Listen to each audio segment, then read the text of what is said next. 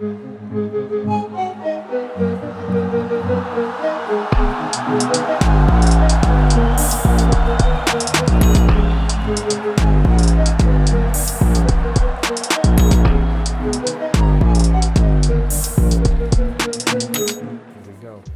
what's up everybody? Welcome back to the CPS Reports. This week I'll be talking about UFC Fight Night, Grasso versus Shevchenko 2, which is kicking off this weekend.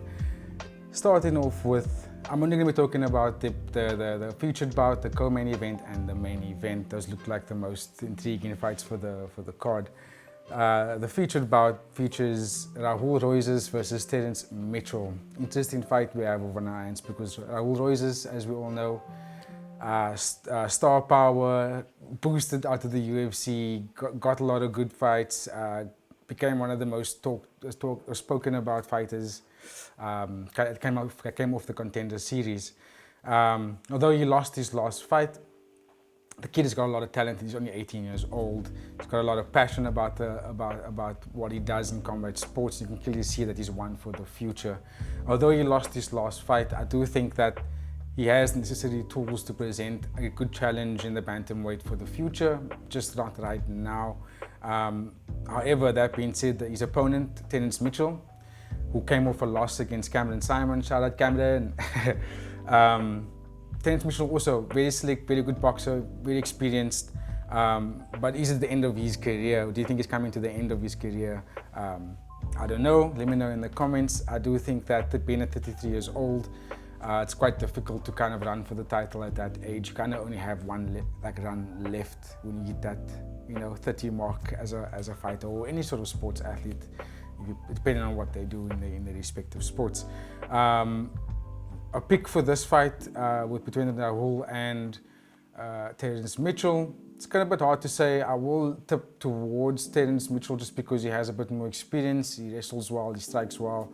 I think he might have a bit of more IQ to grind out a 3-round decision win. I hope that Raul doesn't get any adrenaline jumps after the first round, and if he keeps his head straight and he doesn't overexert himself, he might be able to make it a spectacle.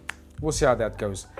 Co-main event, Kevin Holland and Jack Teller Magdalena. Glad I got that surname correct. Again, this should be shaped up for maybe fight of the night because these two guys are killers. They both like to throw down. They both got good wrestling, fantastic boxing, good knockout power from Jack and Kevin, really. This fight should set one of them up for taking a stab at the top 5 rankings of the welterweight division.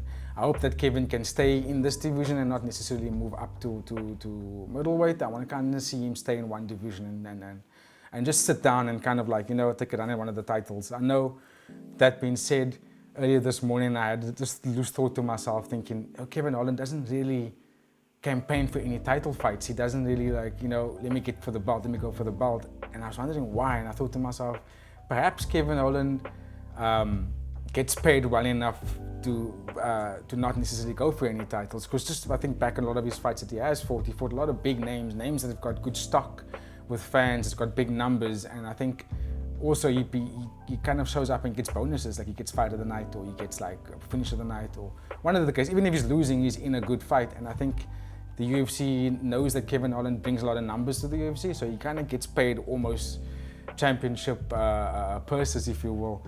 And that's what I thought this morning. Then I watched a little bit of a press conference, or the latest press conference on Kevin Holland had, it was yesterday? And yesterday being Wednesday. And he mentioned that, how do you know that I'm not getting paid championship purses? Like and I was thinking, oh my word, he just said this, and that's true. Like, this guy fights big match temperament fights. Like, he brings a lot of numbers and a lot of eyes to the UFC every time he performs. So on that note, I do think that it's going to be a barn burner. I do think that it's going to be potentially fight of the night. Jack, every time he shows up, he puts on a spectacle. Win or lose, the guy goes out on his shield, or he goes in and just like dominates. Will he beat Kevin? I don't know. Not too sure how the fight will play out. I hope that Kevin kind of dictates the fight by not necessarily just trying to outstrike Jack, because Jack has got a lot of power and he's got good technique when he slips back, throws the right hand, like he pretty much sets up the 1-2 very nicely by 1-2 pull and throws the 2 again, like he does it really well. Kevin, obviously we know, is a slick boxer, good scrambler, and has the potential to finish a fight. He's got a lot of length, he's a bit taller than Jack, he's got good reach. It poses a lot of difficulties for Jack. So it's a bit toss-up for me, not too sure who will dominate this fight. Either one will win, I'm happy with either one. To be honest, it will set them both up for a good run at the title if they put on a good performance. One of them puts on a good performance for this co-main event. Now, the main event, which I'm quite excited for, because Valentina Shevchenko, for me, is arguably one of the greatest combat sports athletes of all time. She displays fantastic wrestling, fantastic jiu-jitsu, good kickboxing, good Thai boxing, good striking defense, good offense. She's just one of those flawless, what I like to call the 99 robots on video games. She's just fantastic all around. That being said, she did lose to Alexa. And I like that she did, because it does shake it up a little bit. I'm a fan of fighters who display good martial arts like Valentina, but I'm also not a fan of having like a 10-year dominance. I'd like to see people that good, or fighters that good, get challenged more often than not. And I think Alexa poses very good threats. She's a phenomenal boxer. She doesn't overtly chase people down.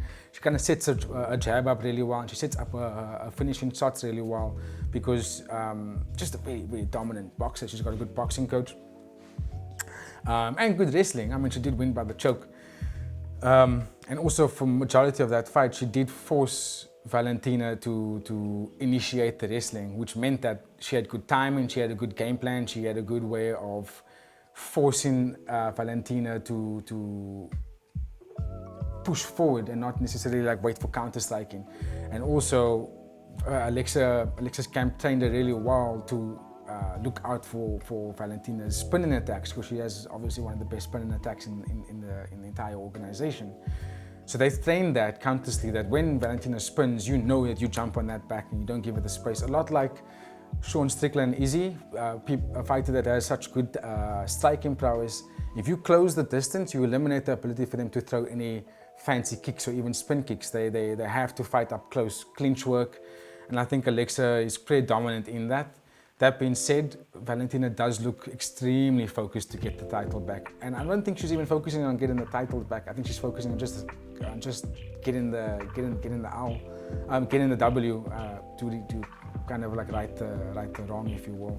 I know she did say that she won't be able to rest without the belt, so if she gets it, fantastic. If she doesn't get it, well done, Alexa. I do say that the dark horse of this division is Tatiana Suarez. So win or lose between the two of them, they're going to have to prepare for someone who I think is going to be the most dominant champion in this division, and that's Tatiana Suarez.